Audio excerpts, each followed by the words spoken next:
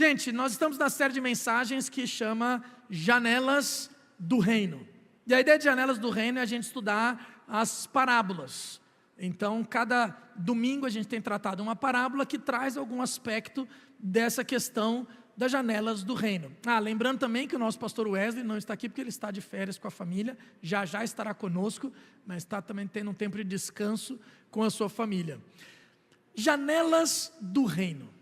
Quando você olha para cada parábola, Jesus vai ensinando por parábola, e cada história dessas parábolas, essa história narrada, fictícia, mas que traz um ensinamento muito profundo por trás, e a gente tem separado algumas, trazendo algum aspecto desse reino de Deus, que é tão rico. Hoje a ideia de janelas do reino é janelas da graça. A parábola do grande banquete, Mateus capítulo 22, se você quiser já ir abrindo a sua Bíblia, Mateus capítulo 22 trata sobre a parábola do banquete do rei, Lucas traz a parábola do grande banquete, e a ideia dessa parábola é a ideia que eu gosto de chamar do banquete da graça, janela da graça. Então hoje a gente vai tratar sobre janela da graça. E se você conhece um pouco da história do grande banquete, é justamente você receber um convite. Você já recebeu um convite de casamento? Convite de casamento, ou já recebeu um convite ou de uma festa muito chique, ou de um casamento muito chique, que você fica às vezes até constrangido? Eu recebi recentemente eu sou muito convidado para fazer casamento.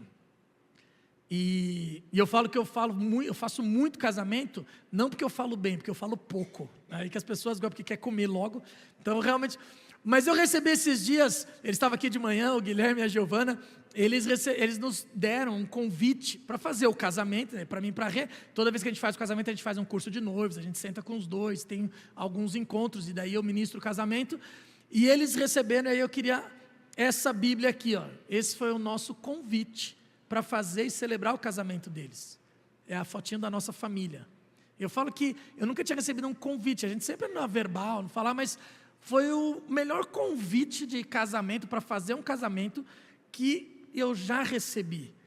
Agora, você já foi numa festa que você não foi convidado? Às vezes é meio constrangedor, né? Você já foi em alguma festa que você não foi convidado? De repente você estava por ali, e aí de repente você, mas eu não fui convidado. Aí você, não, mas você estava na casa, e você tem que ir. Aconteceu conosco há pouco tempo atrás, nas férias, agora em julho, a gente estava em Maringá, e a gente foi para a casa de um amigo, que é pastor da 2ª IPI de Maringá, e ele falou assim, vai ter uma reunião sábado, é o aniversário de 2 pastores, e vocês vão com a gente. Eu falei, não, mas aonde que é? E ainda mais era numa fazenda de um magnata, um negócio absurdo, fora da nossa realidade, coisa mais linda. E a gente falava, não precisa, a gente vai passear, a gente faz outra coisa. Não, vocês estão dentro. E aí quando chegou lá, a gente foi tão bem recebido, que é constrangedor. A parábola do grande julgamento, ela traz esses entornos, de um convite muito profundo, ao mesmo tempo de alguém que vai, que não sabe nem o que está acontecendo, mas é constrangedor de estar dentro da festa. A graça é mais ou menos assim.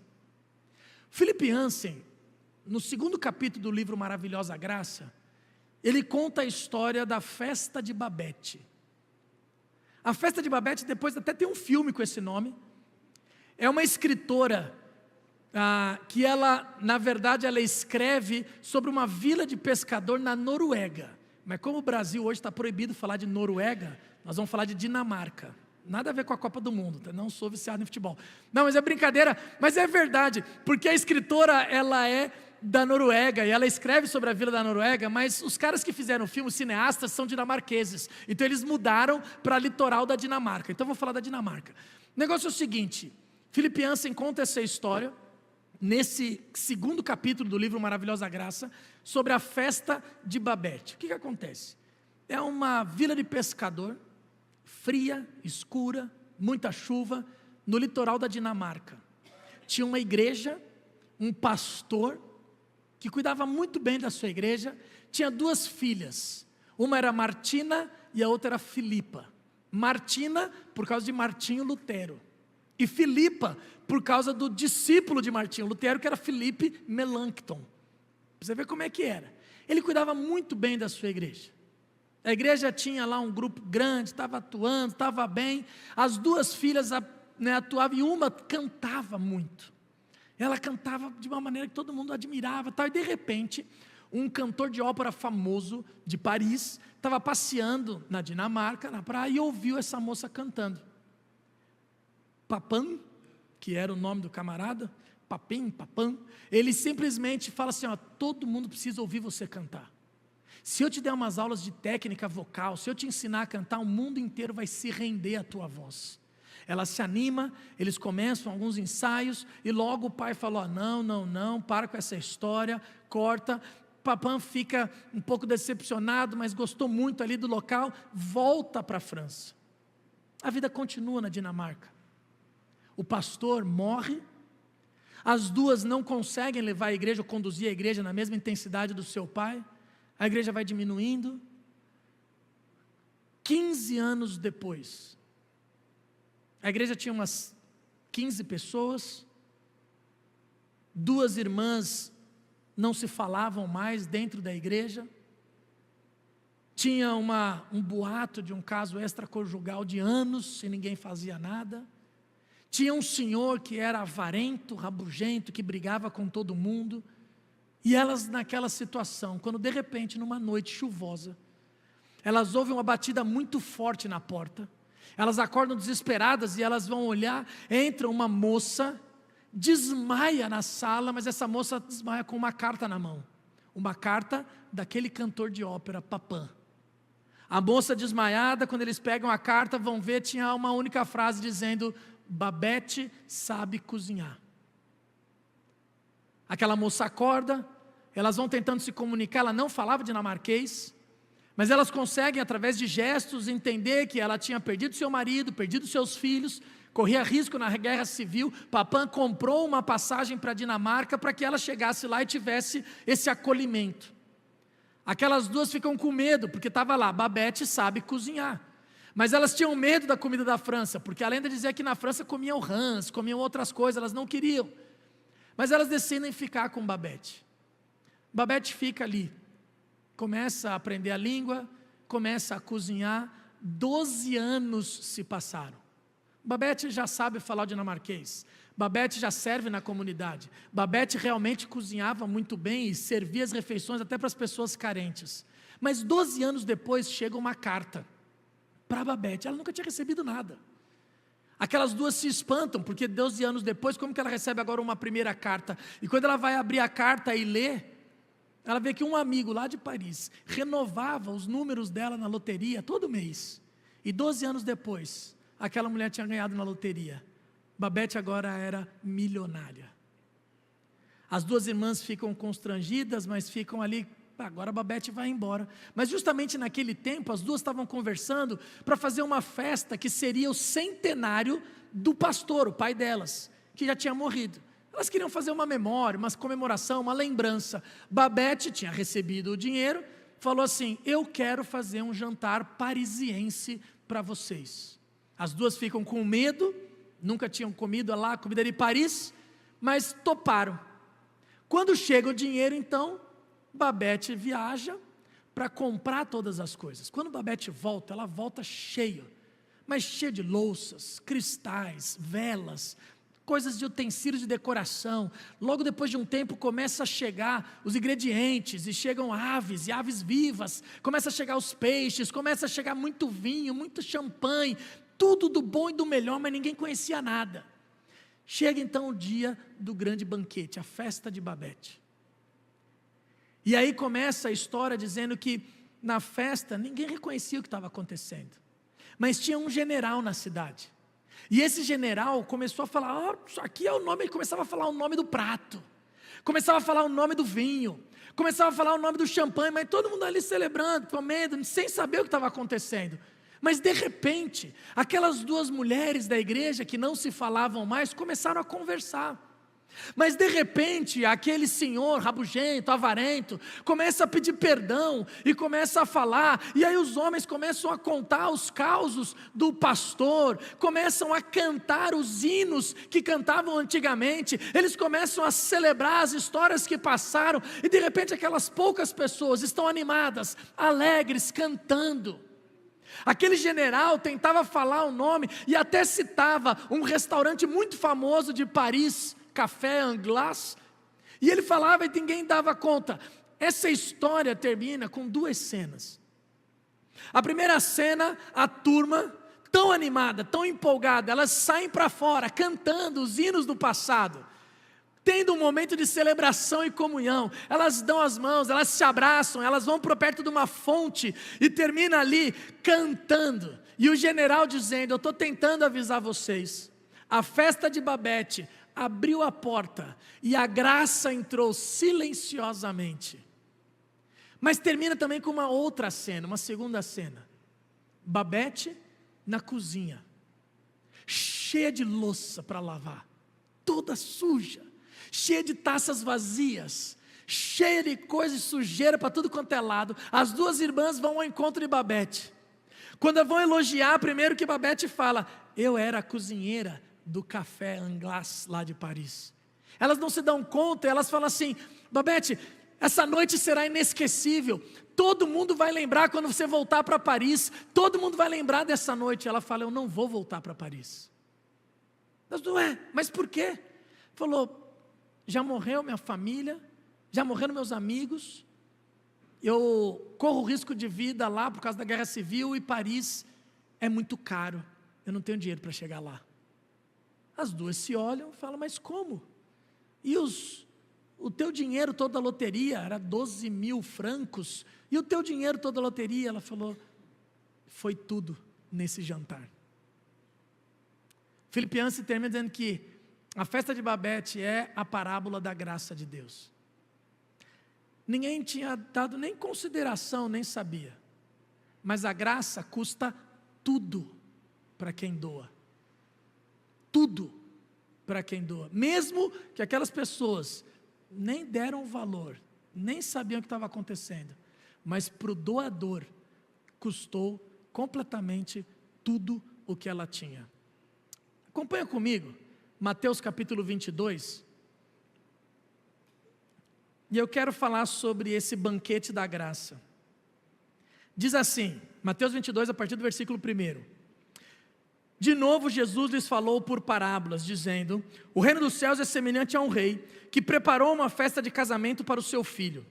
Enviou os seus servos a chamar os convidados para a festa, mas estes não quiseram vir.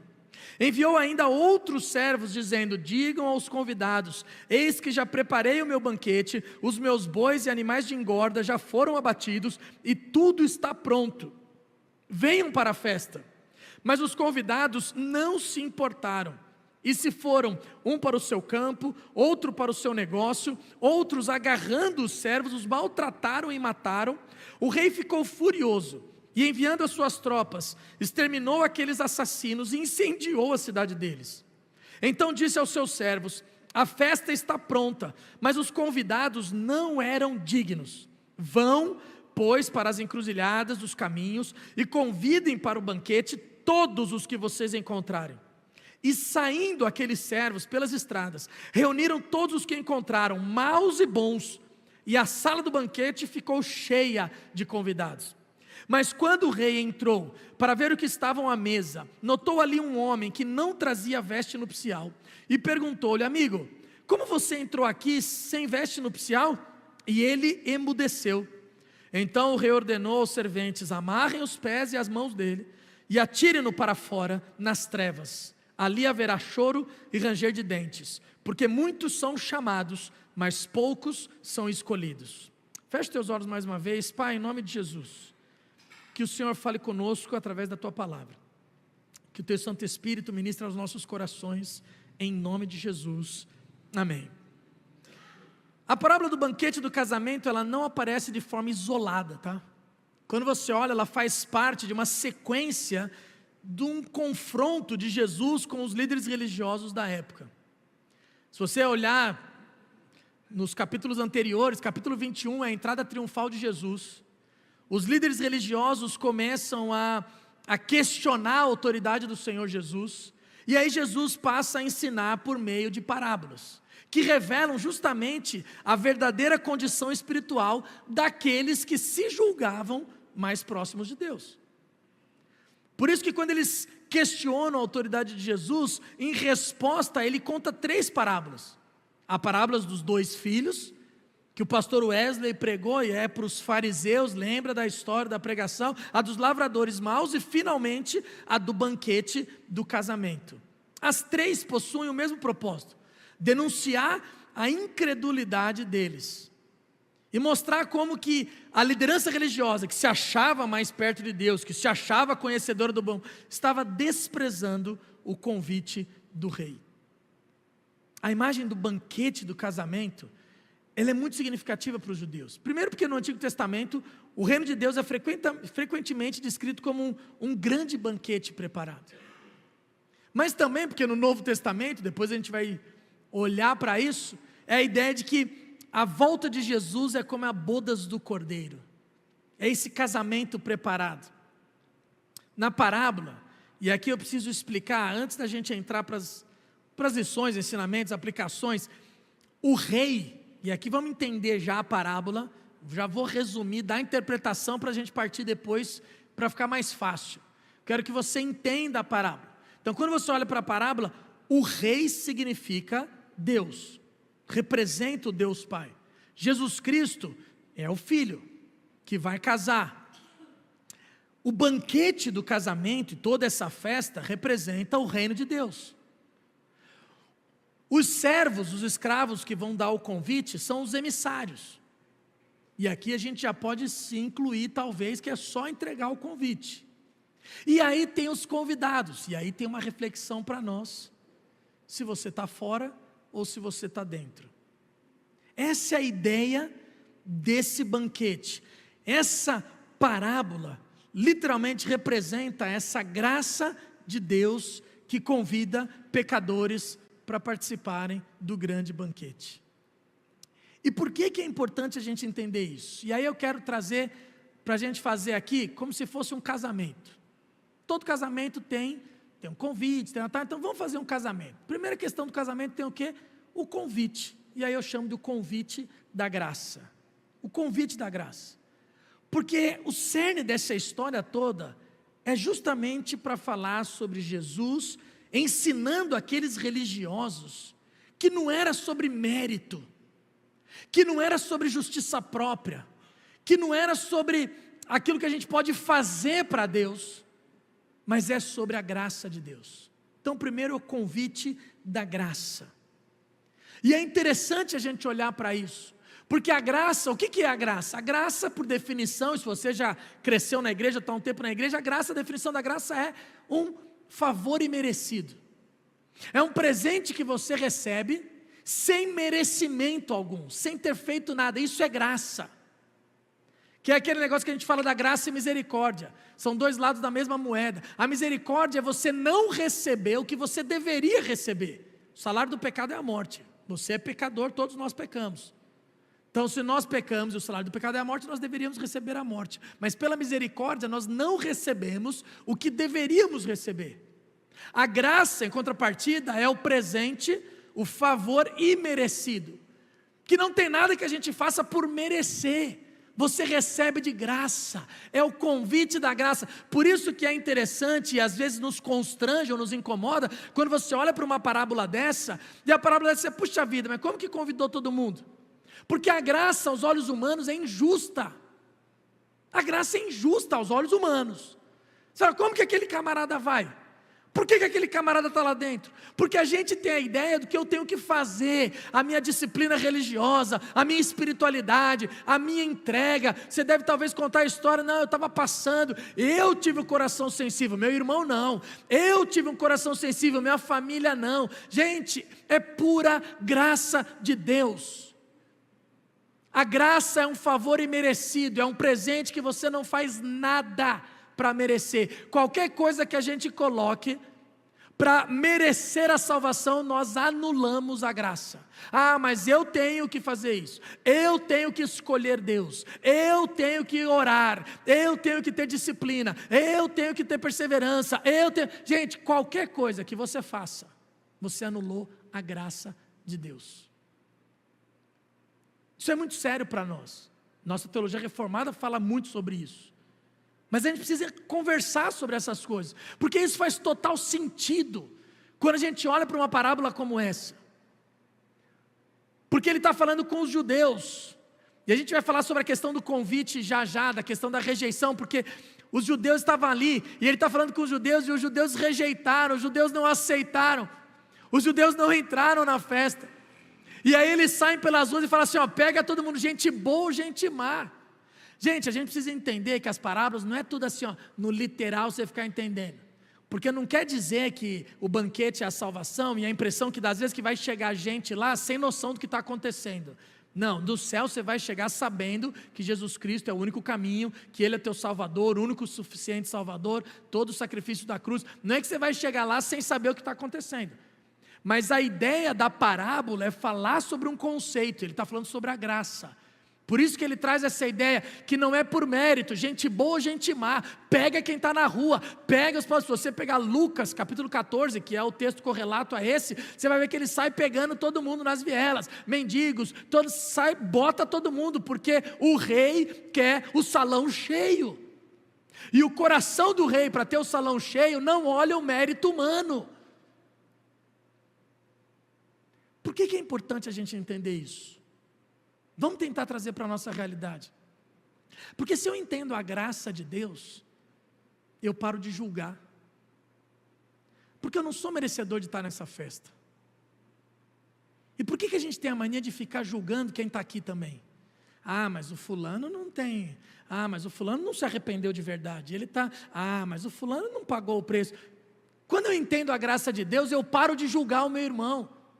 Quando eu entendo a graça de Deus e sei que eu não sou merecedor de estar nessa festa, eu paro de apontar o dedo para quem está, porque o que a gente mais faz como igreja, estou falando de forma geral, é ficar apontando o dedo para os pecados de todo mundo.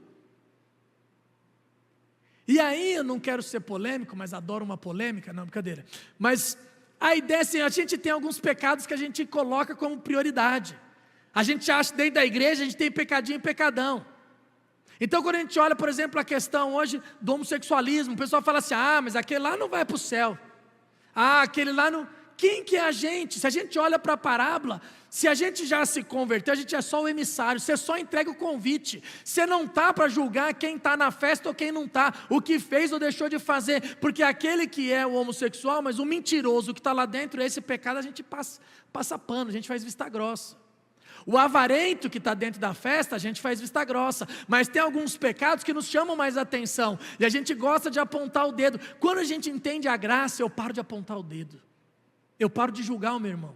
Quando eu entendo a graça, eu consigo ajudar, eu consigo estender a mão, porque quando eu entendo a graça, eu vejo que eu não sou merecedor de estar aqui, e se eu não sou merecedor de estar aqui, eu não vou qualificar quem que eu vou ajudar ou não. A gente tem o Ministério Belém, a gente ajuda aí, e a gente coloca, ah, pastor, mas vocês dão marmita para vagabundo na rua, vocês dão marmita para drogado, vocês dão marmita para... Damos, mas eu não estou aqui para julgar quem é merecedor de estar na festa ou não, porque quem vai entrar na festa, o único que sabe é o rei, eu não sei. Então o meu papel é andar o convite, porque uma das críticas que fazem a nós reformados, que acreditamos na eleição e tudo isso, fala assim, ah, então não precisa evangelizar, porque são os eleitos, ele sabe quem está na festa, e a gente não precisa... Não, quando você sabe a tua condição, você vai entregar convite para todo mundo, porque quem põe na festa não tem a ver com a gente, é Deus. Inclusive, alguns estudiosos falam que até a questão da parábola dos servos que foram entregar o convite, foram torturados e mataram, trazendo já a ideia da perseguição da igreja que viria, se você olhar no texto. Mas a gente precisa entender a graça de Deus. Então a primeira parte é o convite da graça. E a gente precisa ter esse conceito, por isso que Paulo fala, Efésios capítulo 2, que nós somos salvos pela graça, mediante a fé, e isso não vem de vós, não por obras, para que ninguém se glorie. Não tem nada que façamos. A salvação é única e exclusiva de Deus para nós. Não tem nada que façamos, é obra dele. E aí nos constrange um pouco, porque parece injusto. Por que eu? Por que não ele? Por que eu? Por que não aquele? Porque a gente começa, mas tem tanta gente boa, tem tanta gente. O nosso senso de justiça é diferente. E é por isso que Jesus está querendo ensinar aos fariseus, aos religiosos da época. Porque se numa festa tem o convite, tem depois a rejeição ao convite.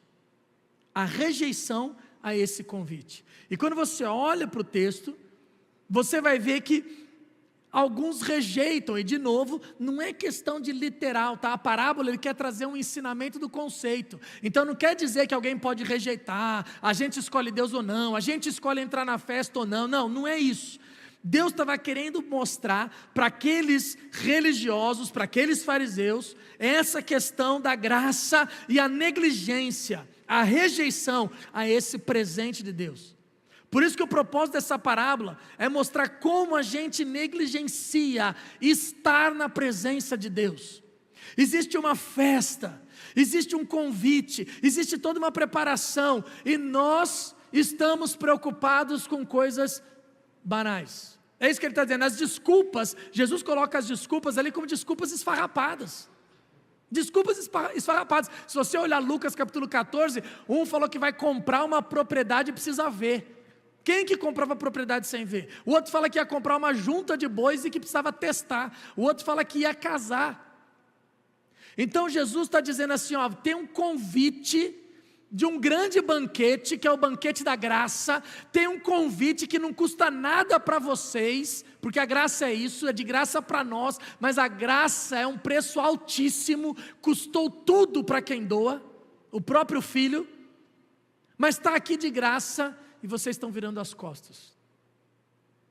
E é interessante que quando você olha para o contexto judaico, eles recebiam 2 convites de casamento.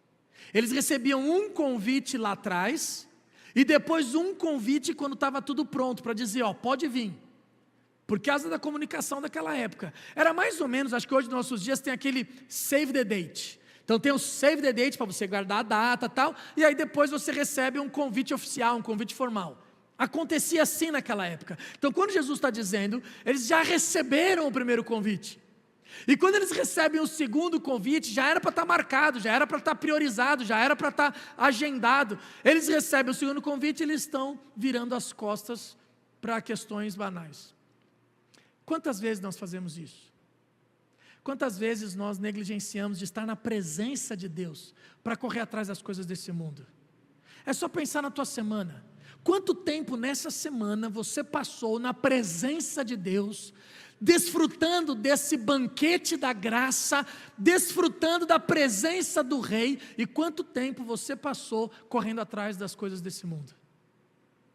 Quanto tempo da sua semana você passou correndo atrás daquilo que vai ficar por aqui? E quanto tempo você deixou de investir naquilo que é eterno, naquilo que é espiritual, naquilo que fica para a eternidade?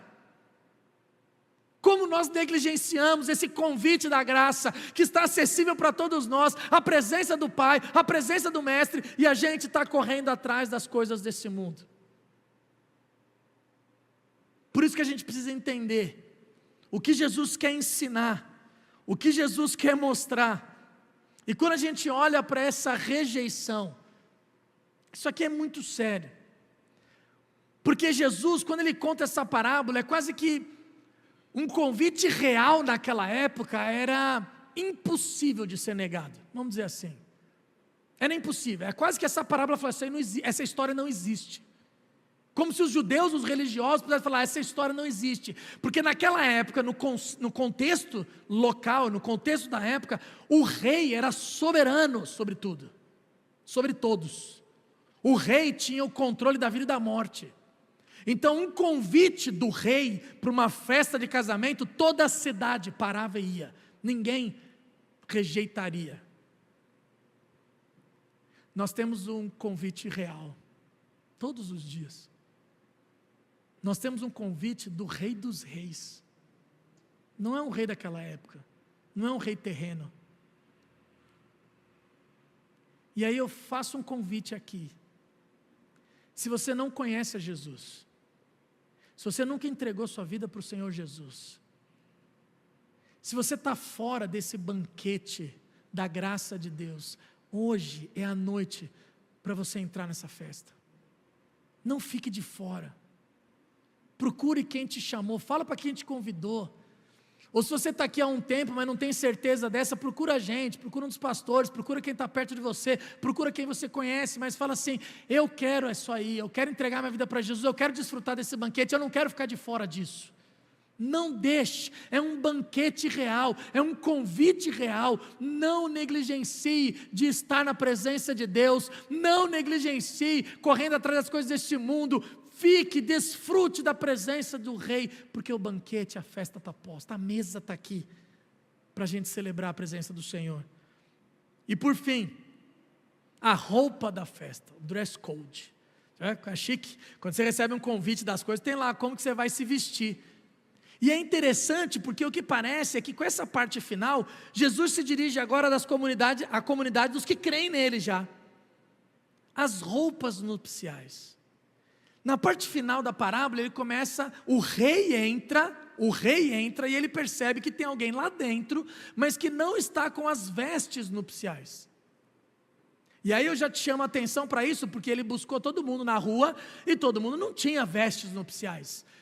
Então a ideia é que cada um que chegava lá recebia as vestes novas para entrar na festa. E o que são essas vestes novas? As vestes novas são justamente a novidade de vida, é a nossa vida nova em Cristo Jesus. Quando você entra nesse banquete, você recebe uma roupagem nova, como o filho pródigo, voltando para casa, que recebe sandália nos pés, roupa nova, anel no dedo, para dizer, esse é filho, é uma nova vida. É a mesma coisa, você chega nessa festa, você tem uma roupa especial, essa nova vida. E o que é a ideia? Porque quando a gente olha da graça, e todo mundo olha para a graça, fala assim, então a graça é isso, pode viver do jeito que quer. Não.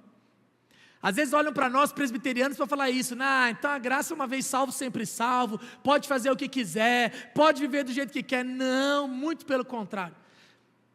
A graça é de graça para nós, mas quando a gente entra nessa festa da graça, nesse banquete da graça, tem um jeito de viver, tem um comportamento, tem roupa nova para usar, porque Jesus queria mostrar que não é do jeito dos fariseus. Quando você entra na festa do rei, é o comportamento do rei, é o jeito dele, da maneira dele. Então nós precisamos entender o que é isso. E ele está falando para os fariseus, para os religiosos da época, está dizendo assim, não é por mérito.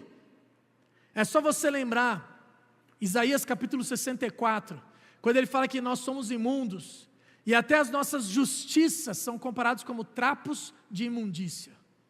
A nossa justiça própria, a nossa tentativa de ser religioso, a nossa tentativa de ser espiritual, a nossa tentativa de ser todo correto, Jesus fala isso aí, eu comparo com trapos de imundícia. Trapos de imundícia, gente, é o absorvente íntimo da época. Literalmente, é um absorvente quando as mulheres estavam naqueles dias e elas ficavam impuras, porque o sangue era considerado impuro, elas não podiam entrar no templo, não podiam fazer sacrifício, não podiam ter as festas, e aí então elas colocavam panos, e aqueles panos são chamados de trapo de imundícia. E aí o problema é que às vezes a gente se choca com a ilustração e esquece da mensagem. A ilustração é isso mesmo. Mas a ideia é qual que é a mensagem que Deus quer passar lá em Isaías, que serve para nós hoje. A ideia é que assim, eles querem cobrir a impureza com atos de justiça própria. Então nós estamos impuros, nós não andamos na vontade do Senhor, nós não obedecemos o Senhor e queremos cobrir isso com atos de justiça, como se Deus não estivesse vendo. É mais ou menos assim, um camarada que sonega imposto, rouba um monte de coisa, mas aí quando tem acampamento, chega, pastor, eu quero te abençoar, vou dar 10 bolsas de acampamento. E a gente fica feliz, e aqueles jovens são abençoados, mas são trapos de imundícia. Ou quando a gente está com a vida toda torta, mas chega um momento de decisão, a gente quer ir para uma reunião do fogo. Porque diz que presbiteriano não vai, no domingo, mas durante a semana está todo mundo na reunião de fogo. E é bom, gente, Deus fala. Mas a questão é que a gente quer ir para a reunião do fogo para compensar a nossa frieza durante a semana, durante o final de semana. E aí é trapos de imundícia. Quando você está roubando de Deus nos seus dízimos, ofertas, mas aí você quer fazer uma doação. Você percebe como a gente não está obedecendo a Deus no todo, durante a semana, mas queremos compensar com atos de justiça. Esses atos de justiça própria, Jesus fala, são trapos de imundícia. Então o que ele está querendo dizer é assim, existe uma roupa, existe um comportamento, existe uma maneira de entrar na presença do Senhor, porque a graça, você entra do jeito que você está, você chega do jeito que você está, mas não te deixa da maneira que você está. Ele quer te transformar, e ainda assim nós precisamos dele, porque na salvação ela é monergista, só Deus faz, mas no processo de santificação é sinergista. Nós trabalhamos com Cristo, mas sem Cristo nós não podemos fazer nada, nós ainda dependemos dele. Como Filipenses capítulo 2, Paulo explica, que Deus que efetua em nós tanto querer quanto realizar, segundo a sua boa vontade, é Deus que faz. A gente precisa dele, mas não é de qualquer jeito. A graça é de graça para nós, mas foi um preço altíssimo. E aí, eu queria chamar a equipe de louvor, aqui na frente, e eu queria encerrar cantando essa canção, que aliás foi outro presente sobrenatural de Deus, porque eu queria essa música para cantar. Eu estava pensando numa música para fechar esse banquete da graça, e essa música estava na minha cabeça, mas a gente não cantava essa música aqui. E de repente a nossa Claudinha estava durante a semana ouvindo essa música. Eu saí da minha sala ouvindo essa música, eu falei, Claudinha, é essa música que eu quero, por que você está ouvindo essa música? E ela falou assim, não, porque o pessoal do louvor vai cantar domingo. E olha que é minha mulher. E aí eu cheguei em casa e falei assim, Renata, mandei para a mensagem, né? Já mandei no WhatsApp, falei, cara, você não acredita, Rê, eu quero essa música assim, assim, assim. E ela falou, aí eu falei da mensagem, e ela falou, meu, tudo a ver. Só que agora eu quero que você preste atenção na letra dessa música, é que nós cantamos na ceia. É profundo demais saber que nós não somos merecedores dessa festa. Nós não somos merecedores, mas Deus olhou para nós, tão pobre pecador, olhou para nós tão finito e tão carnal, e Ele nos atraiu para essa festa sem merecimento. Ele te trouxe para cá porque Ele tem algo para te fazer, e Ele quer mudar as tuas vestes. Você chega do jeito que você está, mas quando chega aqui tem vestes novas para você, tem um novo comportamento, tem um novo padrão, e Ele vai te ajudar nisso. É Ele quem te veste, é Ele quem te dá essas roupas novas. Não é o nosso senso de justiça, não é a nossa espiritualidade, não é a nossa disciplina, não tem a ver com a gente, é tudo sobre Ele. Então eu quero te convidar a ficar de pé, e agora nós vamos cantar essa canção, entendendo essa festa, esse banquete da graça de Deus.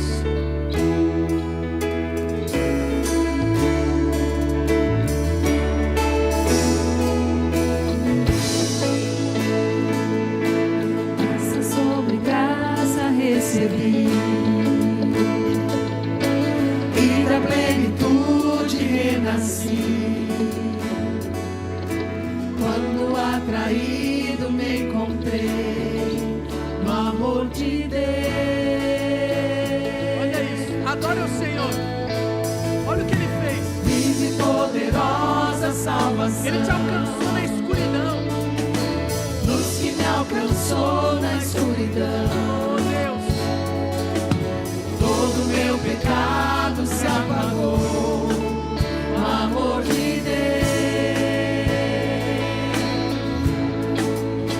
Logo eu, pobre pecador, logo eu, fraco e tão devedor, logo eu.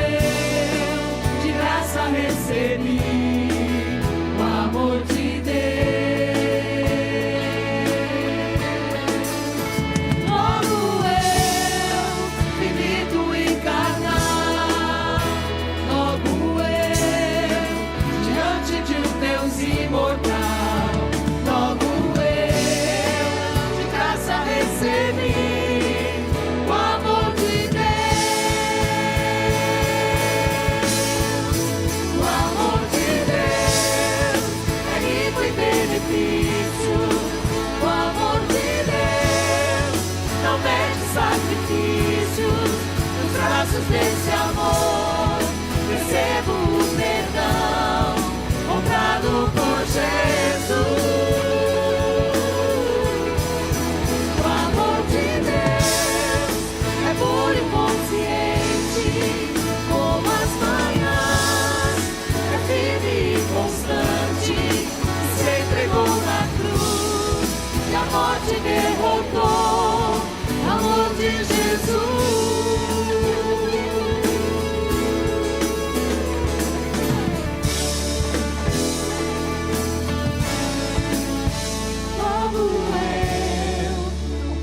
Pecador, logo eu, tão fraco e tão devedor, logo eu, de graça recebi o amor de Deus. Logo eu, finito e carnal, logo eu, diante de um Deus imortal. Logo eu, de graça recebi o amor de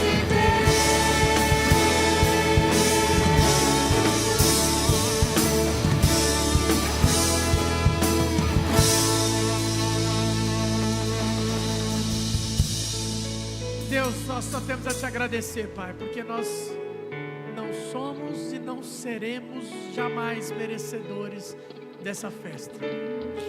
E o Senhor nos traz para perto, tão pecadores, tão sujos, mas o Senhor nos alcança, o Senhor nos atrai, e aí o Senhor nos dá vestes novas, o Senhor cobre o nosso pecado, o Senhor apaga o nosso pecado.